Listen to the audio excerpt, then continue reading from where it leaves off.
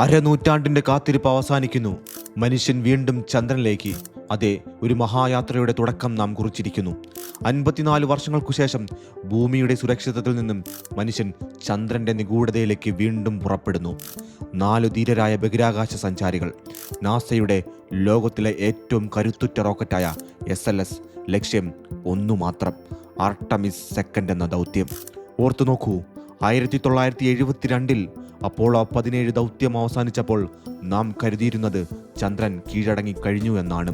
എന്നാൽ പിന്നീട് കണ്ടത് അരനൂറ്റാണ്ടിലേറെ നീണ്ട നിശബ്ദതയാണ്.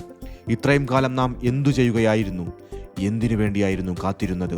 അത് സാങ്കേതിക വിദ്യയുടെ പൂർണ്ണതയ്ക്ക് വേണ്ടിയായിരുന്നു എന്നാണ് ഇപ്പോൾ നമുക്ക് പറയുവാൻ പറ്റുന്ന ഉത്തരം. മനുഷ്യൻ്റെ അതിജീവനത്തിനുള്ള ഉറപ്പിനു വേണ്ടിയായിരുന്നു ആ കാത്തിരിപ്പ്. ഇന്ന് കെന്നഡി സ്പേസ് സെന്ററിലെ ലോഞ്ച് കോംപ്ലക്സ് 39Bയിൽ നിന്നും പുതിയ കാലത്തിൻ്റെ അപ്പോള കുതിച്ചുയരുമ്പോൾ അത് മാനവരാശിയുടെ പുതിയൊരു നാഴിക കല്ലുകൂടിയാവുകയാണ്. ഭൂമിയിൽ നിന്നും ഏകദേശം 4 ലക്ഷം കിലോമീറ്റർ അകലേക്ക്, പ്രപഞ്ചത്തിൻ്റെ അഗാധതയിലേക്ക് വിക്ടർ ഗ്ലോവറും ക്രിസ്റ്റീന കോച്ചും ഉൾപ്പെടെയുള്ള 4 അംഗ സംഘം യാത്രയാകുന്നു. ഇതിൽ ക്രിസ്റ്റീന കോച്ച് ഒരു റെക്കോർഡ് കൂടി സ്വന്തമാക്കുന്നുണ്ട് കേട്ടോ.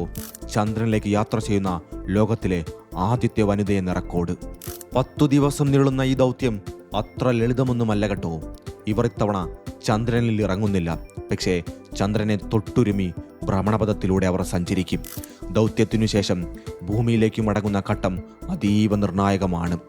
മണിക്കൂറിൽ ഏകദേശം 40,000 കിലോമീറ്റർ വേഗതയിൽ ഭൂമിയുടെ അന്തരീക്ഷത്തിലേക്ക് പ്രവേശിക്കുന്ന ഓറിയോൺ പേടകം അതിഭീകരമായ ചൂടിനെയാണ് നേരിടേണ്ടി വരിക.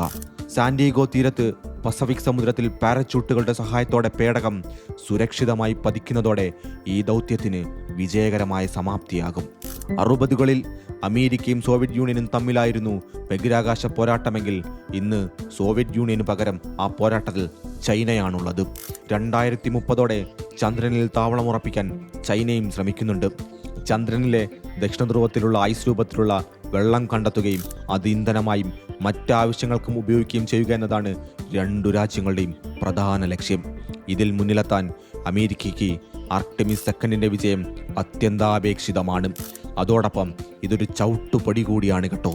ചൊവ്വയിലേക്കുള്ള മനുഷ്യൻ്റെ ദീർഘദൂര യാത്രയ്ക്കുള്ള ആദ്യ പാഠം ഇവിടെ നിന്നാവും ലഭിക്കുക. 10 ദിവസങ്ങൾക്കു ശേഷം പസഫിക് സമുദ്രത്തിൻ്റെ ആഴങ്ങളിലേക്ക് ഓറിയോൺ പേടകം സുരക്ഷിതമായി പതിക്കുമ്പോൾ അത് ലോകത്തിന് നൽകുന്ന സന്ദേശം മനുഷ്യൻ്റെ സ്വപ്നങ്ങൾക്ക് അതിരുകളില്ലെന്നു തന്നെയാണ്. 2028 നാം വീണ്ടും ചന്ദ്രനിൽ കാലുകുത്തും. ഇതൊരു തുടക്കം മാത്രം. നക്ഷത്രങ്ങളിലേക്കുള്ള നമ്മുടെ പുതിയ പ്രയാണം ഇതാ ആരംഭിച്ചിരിക്കുന്നു.